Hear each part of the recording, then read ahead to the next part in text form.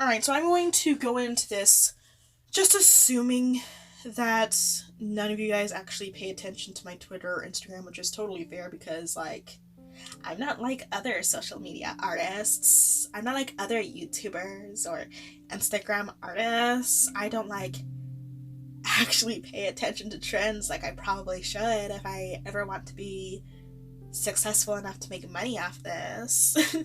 I'm not like that because, primarily because I'm not really too concerned about making money off of this.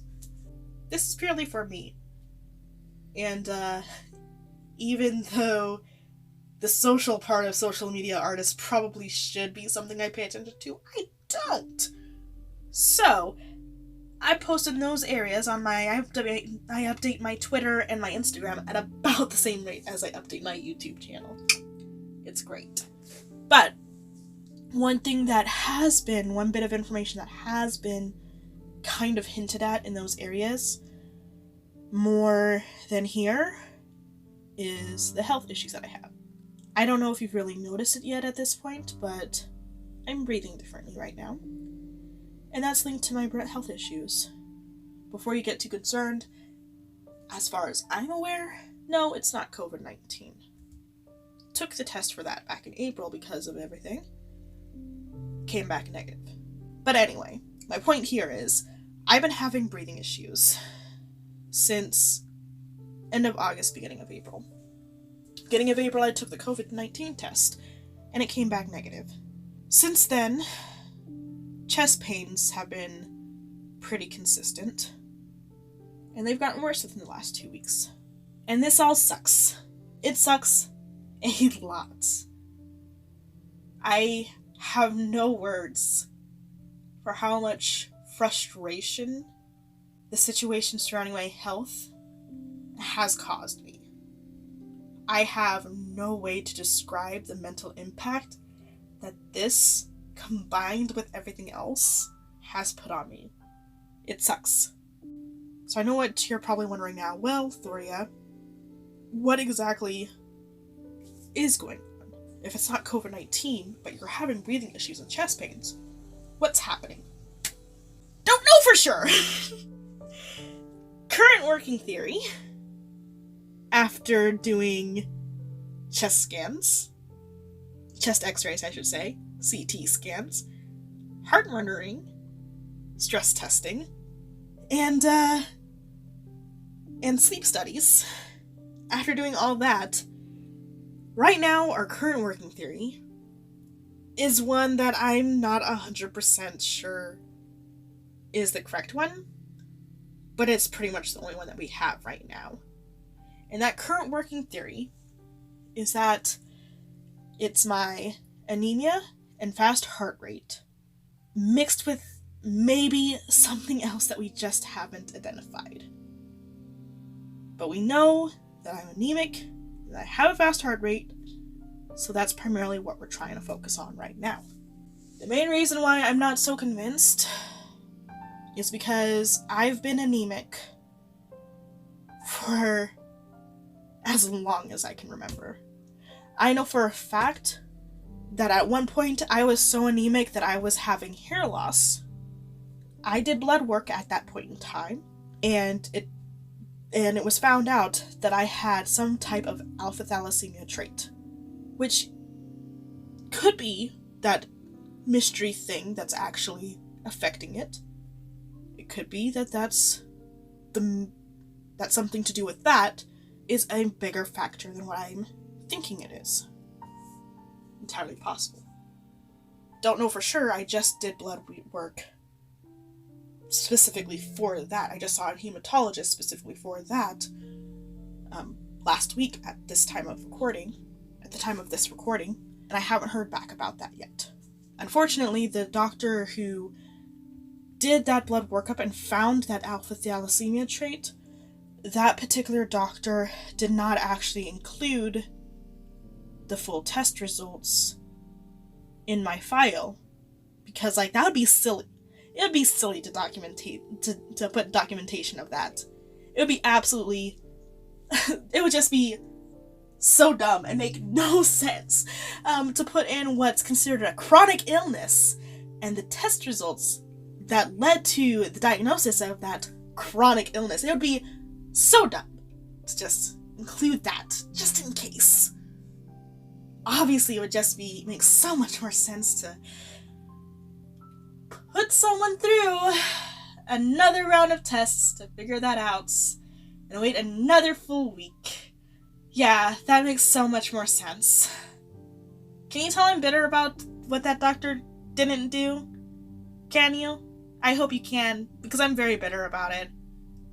But anyway, point being, because my anemia and my alpha thalassemia have been a thing for some time, I'm not too sure if that's what it is.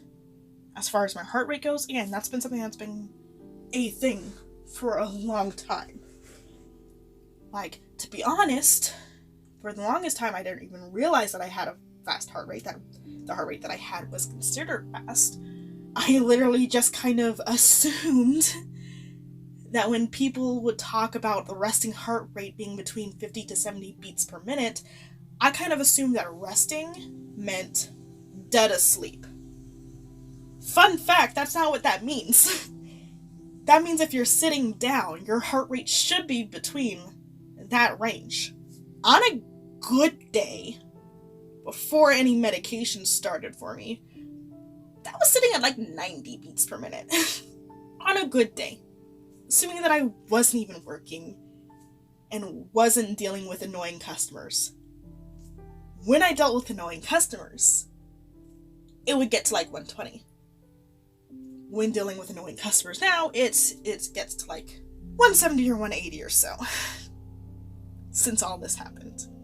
Remember how I said that I did heart monitoring stuff? Yeah, I did a 24-hour heart monitor, and the lady was like, yeah, at one point it went up to 185. I was like, oh yeah, what time? And we're around what time?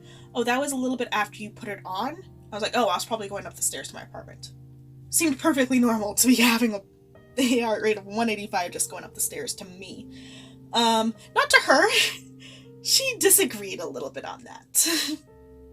Unfortunately, where we're at right now is that since concluding that those two probably have a pretty significant factor in it, I've tried to start taking my iron pills again, which, even though I knew that I was anemic, I wasn't really taking regularly because I'm a dum-dum.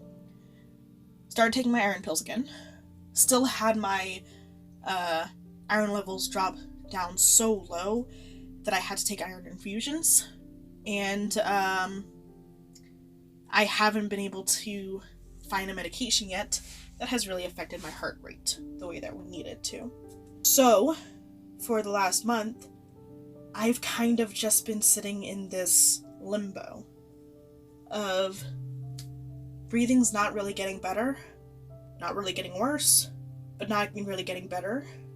If it weren't for the fact that I am currently working from home, I would not be able to work at all.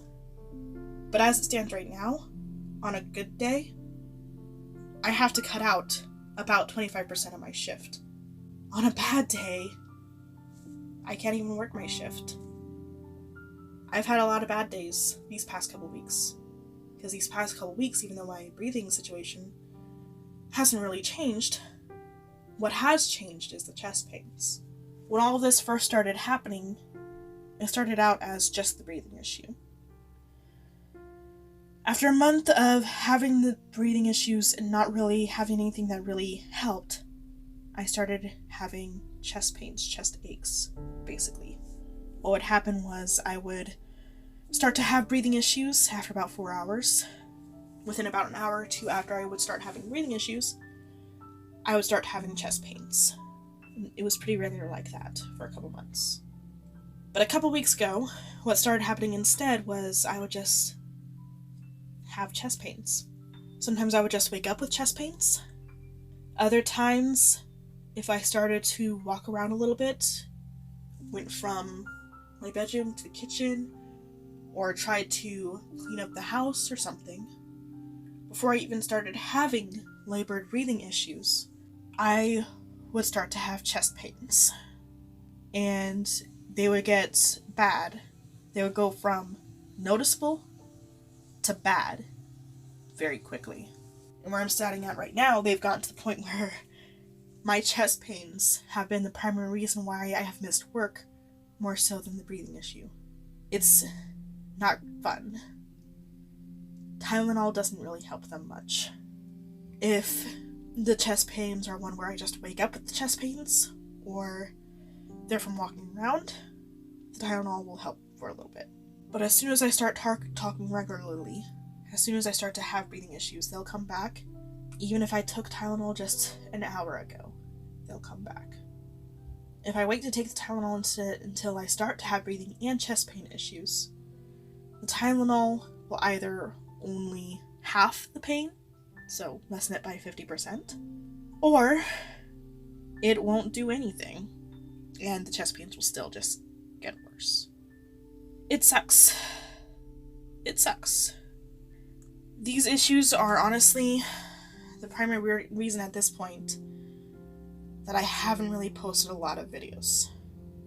I managed to put out my Pride video largely because, part of the reason why my Pride video was so much more scripted than most of my other stuff usually is because I knew that if I didn't go in with a game plan of what I wanted to say, I would be where I'm at right now, where I'm feeling the chest pains, I'm having issues breathing, and the audio for this is probably going to be absolute shit because I'm having to take breaths in so much because I feel like I can't breathe.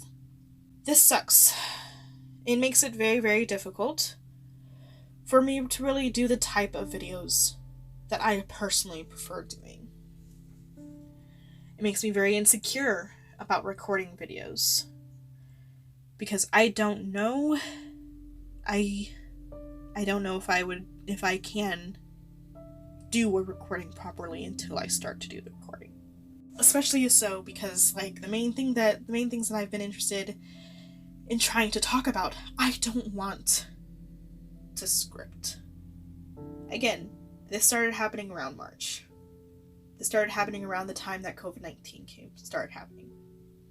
You would not believe the number of times that I wanted to just start ranting about how stupid people are about masks and how dumb people are.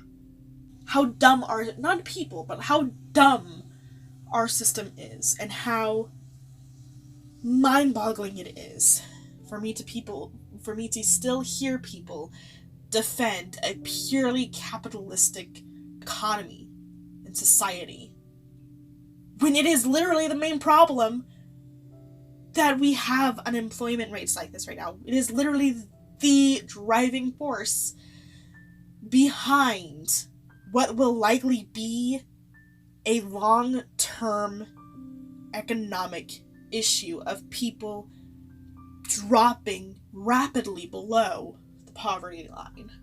That's a whole other issue, but I can't just do an unscripted rant about that. And again, if I script it, it's gonna sound like a short essay. I did Mermaid. I didn't feel comfortable with trying to do audio for Mermaid because of these breathing issues.